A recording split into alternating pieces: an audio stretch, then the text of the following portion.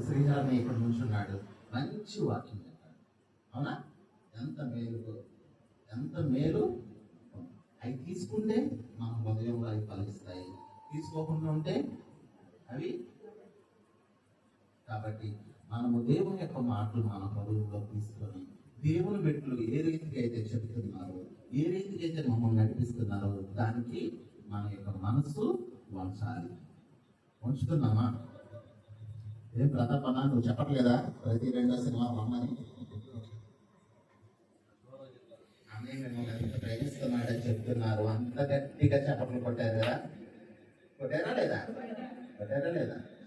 ఈసారి మరి రేపు 2వ సినిమా. ఎప్పుడు?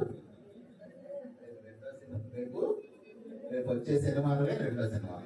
సరే, 2వ సినిమాలో రాకపోయినా రేపు ఆదివారం చప్పట్లు కొట్టిన వాళ్ళు మొత్తం నేను న్యూజివీడ్లో చూస్తాను, అంతే కదా? ఇప్పుడు పట్టండి చెప్పండి, నేను న్యూజివీడ్ నేను న్యూజివీడ్లో కనిపిస్తాను అని వాగ్దానం, నాతో కాదు దేవునితో చేసే వాగ్దానాన్ని ఎవరైతే వస్తారో వాళ్ళందరూ చెప్పలు పడారు.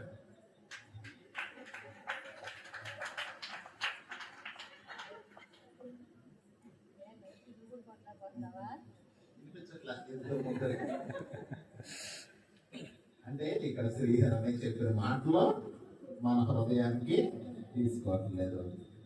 చంద్రబాబు వచ్చి చెప్పిన ఆ మాటలు హృదయంలోకి తీసుకోవట్లేదు.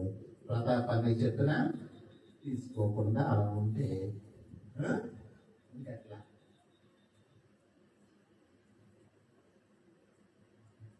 ఆలోచించండి. మళ్ళొక ఛాన్స్. ఇది రాలేరా? మీ భర్తను ఒప్పించలేరా? విశాఖపట్నం వెళ్తున్నాం అంటే ఖర్చుతో కూడుకున్నారు. కొన్ని అందరికీ నేను 80 రూపాయలు ఇచ్చి వెళ్తాను. ప్రతి ఒక్క మనిషికి ఎవరెవరు వస్తారు చెప్పండి. సరే, నేను మిమ్మల్ని ఇంకెక్కువ ఇబ్బంది పెట్టను. కానీ అందరూ దయచేసి దేవుని మీరు దగ్గరగా ఉంటున్నారు, హెడ్ క్వార్టర్కి అందరూ సంతోషంగా వచ్చి, మరి ఇదివరకు ప్రతి నెల రైస్ మిల్ లోకేష్ గారిని నేను ముందులో చూసేవాడిని. ఈ మధ్య కొంచెం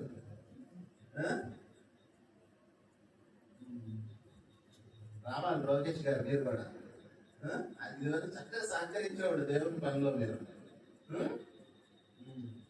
దయచేసి అందరూ 2వ శనివారం రావడానికి ప్రయత్నించండి. మీరు ప్రార్థనా పూర్వకంగా సిద్ధపడితే దేవుడు విశ్వాసంతో అయినా కొట్టండి. నేనేమి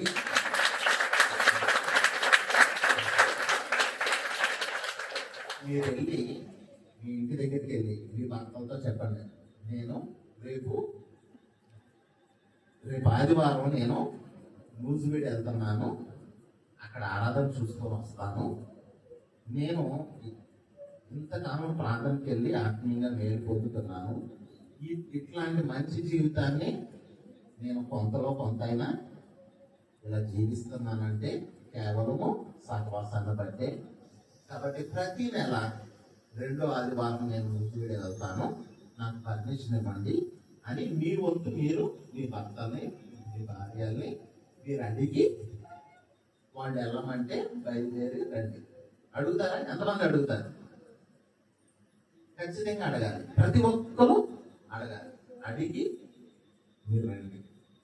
కాబట్టి మరి ఆ రిట్రీట్ సెంటర్ గురించి మరి అందరూ ప్రార్థన చేయండి. దాని కొరకు ఇంకా మనకి సుమారుగా ఒక 40 రోజుల టైం ఉంది. కాబట్టి మీరు ప్రార్థనాపూర్వకంగా మనము వ్యర్థమైన ఖర్చులు తగ్గించుకొని మనకి చీర కావాలంటే ఎట్టగైనా వస్తుంది. వస్తుందా రాదా? వస్తుందా రాదా? అది వచ్చే వరకు ఇంట్లో అసలు మోదే కదా. కాబట్టి మన అవసరతల కొరకు మనము మనసు పెడితే సాధిస్తున్నామా లేదా? ప్రేమగైనా అదిగైనా సరే ఏదో ఒక రూపాన మనము సాధిస్తాం. అది పిల్లలైనా సరే పెద్దలైనా సరే. అట్లాగే మరి దేవుని యొక్క పనిలో నువ్వు నీ తరతరములు నువ్వు దీవించబడాలి. అదే చేస్తే